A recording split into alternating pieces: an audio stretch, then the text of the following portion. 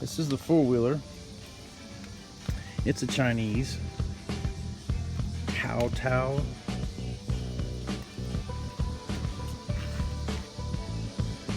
Never heard of it before.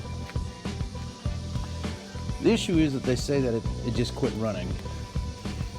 Well, from the looks of things, it's not been abused. It's not been run off road and put in creek beds or anything like that. So I'm guessing that whatever went wrong with it is more of an electrical issue, a fuel issue, and from the looks of things, they've already had the body off. Just starter solenoid. Looks like somebody's tapped into it. There's a wire.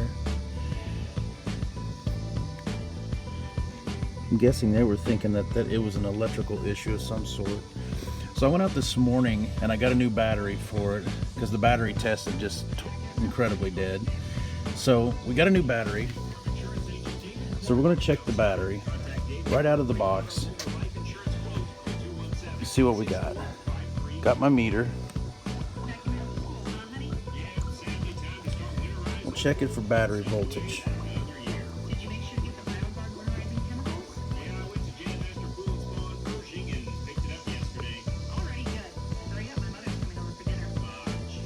Okay, got it hooked up to the battery, checking it right out of the box.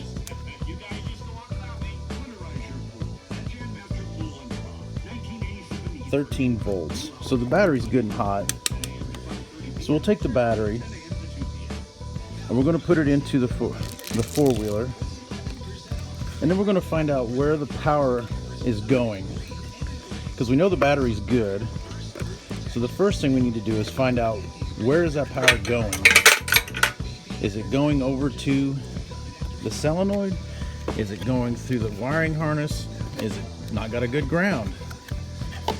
Let's get it installed. Okay, we've got the battery installed. You got the ground and the positive. Remember, guys, when you put these in, they don't have to be Gorilla type. Just make sure your connections are solid, they're clean, go from there. So, we've got the battery hooked up. Let's trace and see where the power's going. Okay. This is our starter solenoid. This is our hot wire that runs straight off of the battery. Get out your trusty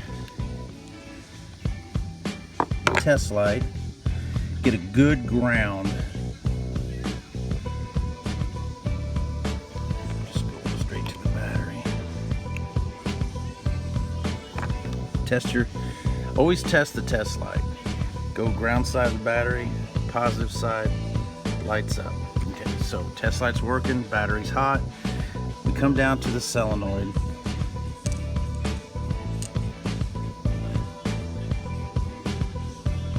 Okay, we've got power to the solenoid.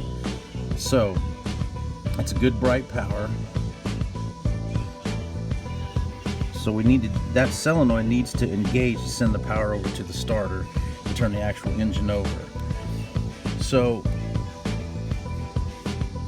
let's just see what it does first of all. Nothing, okay? Turn the key on, keys on.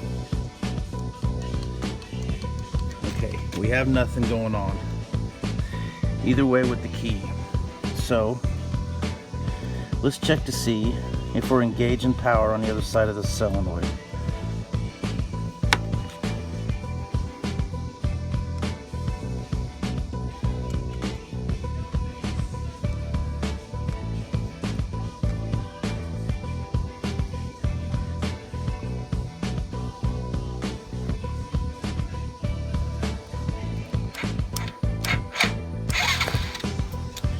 Alright, we're back on the four-wheeler.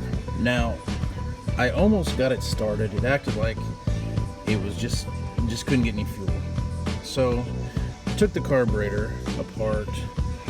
This is one of those Chinese carburetors that they just would assume you just replace and try to take it apart. So, I thought, what the heck, they're cheap, they're easy to get. So I went ahead and took it apart.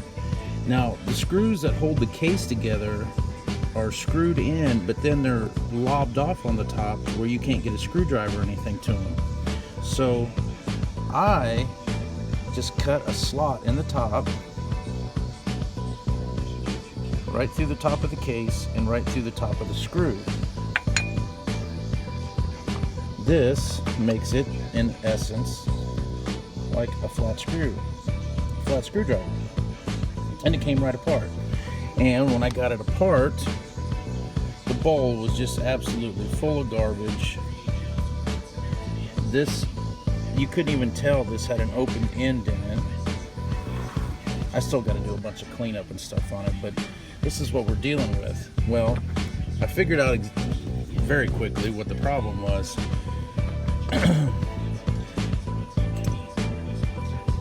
Your needle and seat sits right here in this cavity right here, and the needle was stuck inside there, and it wouldn't allow any kind of fuel to come into the bowl, hence move the floats and everything, so that the fuel bowl will have a reservoir of fuel and the carburetor could drag out of there and run. So I got everything apart, and it is just disgustingly nasty.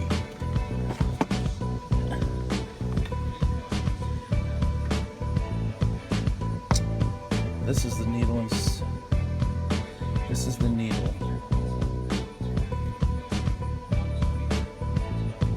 This is why it wouldn't run. It just needs to be all cleaned up. So I'm going to clean it all up, put it back together, and see what we got. Be right back. Well, we're going to take her out for a little test drive, see how she does. I still got to start it off the remote starter because the solenoid's bad. I got one coming, but straight out of the shed, people are going to give up on it, throw it out, literally set it at the end of the driveway because it wouldn't run. And all I done was put a battery in it and clean the carburetor up. She runs good. Okay, let's go for a ride. Okay, here we go.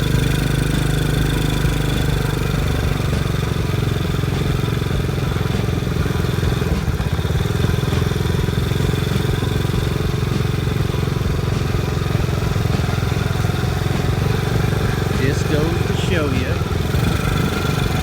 just because stuff doesn't work out, it doesn't mean it's junk.